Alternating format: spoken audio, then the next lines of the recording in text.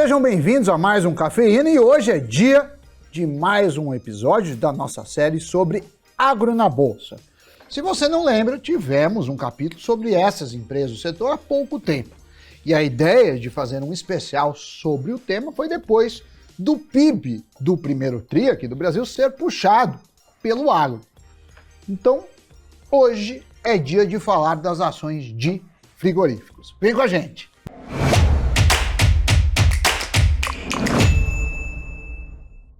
Fala pessoal, Sammy Boy, tudo bem por aí, gente? Olha, como vocês já devem saber, a economia brasileira cresceu mais que o esperado entre janeiro e março desse ano, sendo puxada pelo agro. Só que ao mesmo tempo, os principais frigoríficos do país não estão lá tendo resultados muito animadores não. Como a gente já falou em um programa anterior, a agropecuária é um setor diverso e cada empresa tem a sua dinâmica própria.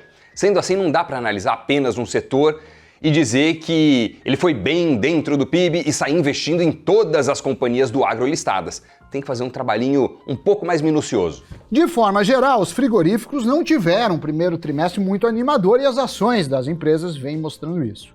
Vamos pegar a JBS primeiro, que é a maior empresa do setor de proteínas do Brasil. A companhia, no primeiro TRI, teve um prejuízo de 1 bi e 450 milhões de reais.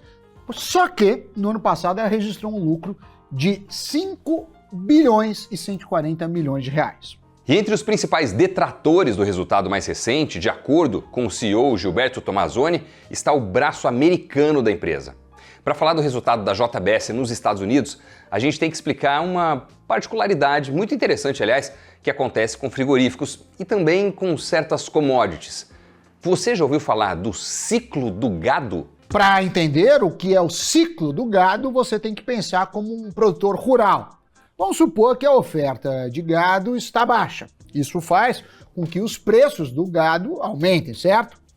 A lei da oferta e a procura. Você olha e pensa, está compensando criar gado. Assim, você aumenta o número de cabeças. Só que você não é o único a pensar desse jeito e fazer isso. Vários produtores vão na mesma linha e com um monte de gente fazendo isso, a oferta aumenta, fazendo com que o preço caia. Se não conseguiu entender direito, dá um pause no vídeo e observa a imagem do ciclo com atenção. A questão é que os Estados Unidos estão passando por um ciclo de baixa do gado, que está mais caro.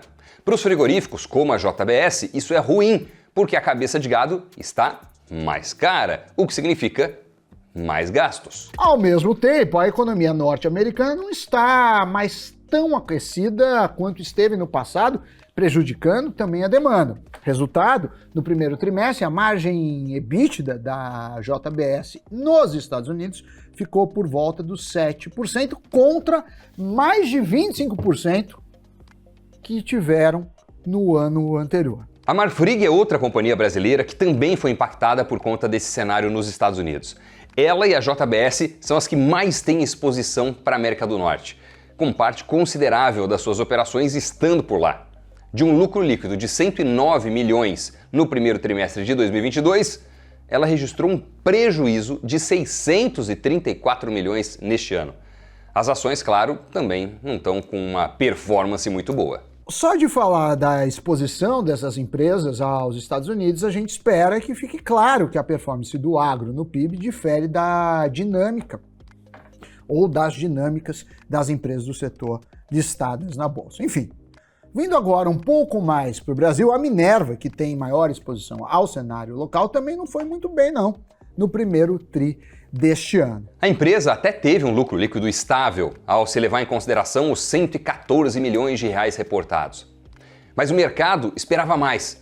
As expectativas foram frustradas por conta principalmente da proibição da exportação da carne brasileira para a China, após um caso de vaca louca atípica que aconteceu lá em fevereiro. Os frigoríficos brasileiros ficaram um período de cerca de 40 dias sem poder exportar carne para o gigante asiático, o que impactou os balanços e, claro, consequentemente, as ações também. E aqui vale destacar o fato que o Brasil está em um momento diferente do ciclo do que os Estados Unidos. O número de cabeças de gado está aumentando, o que tira a pressão do lado dos custos. É por isso em parte, que você está vendo o preço da carne recuar nos supermercados. Apesar da briga de políticos querendo o mérito para si, o recuo dos preços, em grande parte, é algo natural. E é por isso também que a Minerva é a favorita para muitos, ou entre muitos analistas, entre os frigoríficos brasileiros, como vocês podem ver nesta tela. Os papéis têm 12 recomendações de compra e nenhuma de venda. Mas falta falar da BRF, que é um caso meio à parte das demais. Ela trabalha principalmente com aves, enquanto JBS, Marfrig e Minerva atuam muito mais no segmento de carne bovina e um pouco menos no de carne suína. Suas ações, inclusive, são as únicas das 4 grandes que acumulam uma movimentação positiva em 2023. Isso, pelo menos até o momento em que a gente está gravando este Cafeína. O recuo dos preços dos grãos vem melhorando as perspectivas para a empresa que tem, nesses produtos, boa parte dos seus gastos. Galinhas em granjas industriais comem majoritariamente grãos. Do lado operacional, contudo, a empresa sofreu e ainda sofre um pouco com o temor de que a gripe aviária se espalhe no Brasil. Por enquanto, Doni, já são mais de 30 casos confirmados, mas todos em aves selvagens. Mas se a gripe aviária for identificada em produções, aí a coisa pega.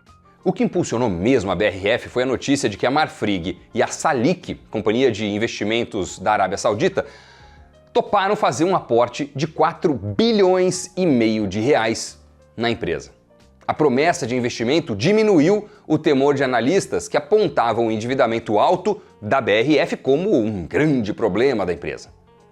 Mas ele ainda tem que ser aprovado pelo Conselho.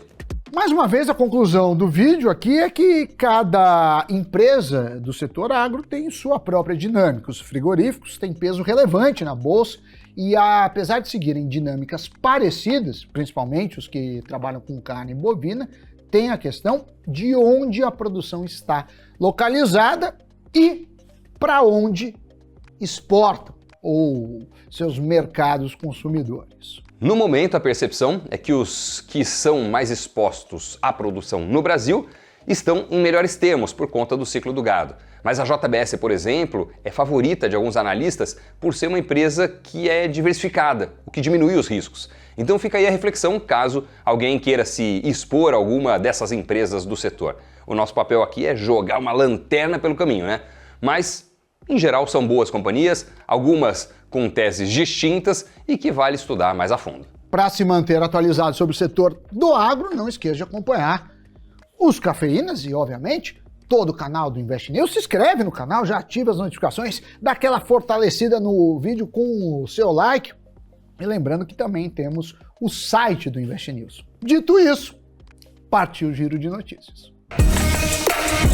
A Petrobras elevou o fator de utilização total de suas refinarias no segundo trimestre deste ano para 93%. É o maior nível desde 2015. A companhia informou recordes mensais de produção de gasolina e diesel S10. A produção de gasolina cresceu 26% em junho em comparação ao mesmo mês do ano passado, para um pouco mais de 2 bilhões de litros, maior volume desde 2014, disse a empresa. Já a produção de diesel S10 da companhia cresceu 2,9% em junho para 2,11 bilhões de litros, superando o recorde anterior registrado em maio deste ano.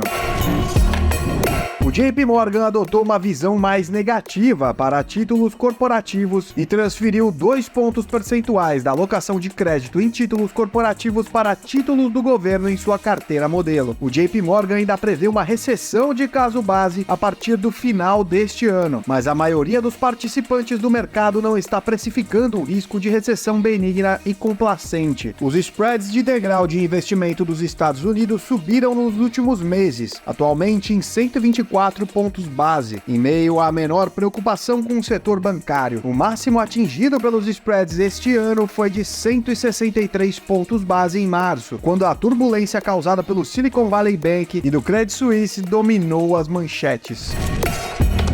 Os bancos de Wall Street devem reportar lucros mais altos no segundo trimestre, uma vez que o aumento dos pagamentos de juros compensa uma desaceleração nas operações de fusões, aquisições e ofertas de dívida e ações. Para bancos como JP Morgan e Wells Fargo, que atendem consumidores de varejo, bem como corporações, o lucro por ações, o EPS, deve saltar mais de 40%, de acordo com estimativas de analistas da Refinitiv na segunda-feira. No caso do Bank of America, provavelmente subirá mais de 7%. Citigroup, por sua vez, deve destoar com queda de 43% no lucro. Entre os bancos de investimento, a previsão é de queda de quase 59% do lucro por ação do Goldman Sachs. No caso do Morgan Stanley, estima-se um declínio de 9%, embora a receita da gestão de patrimônio provavelmente amorteça o golpe na fraqueza em operações no mercado de capitais.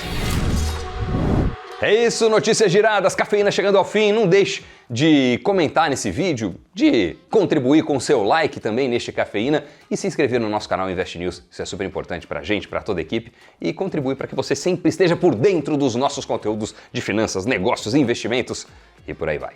Valeu, pessoal, valeu, Sammy Boy, até o próximo programa.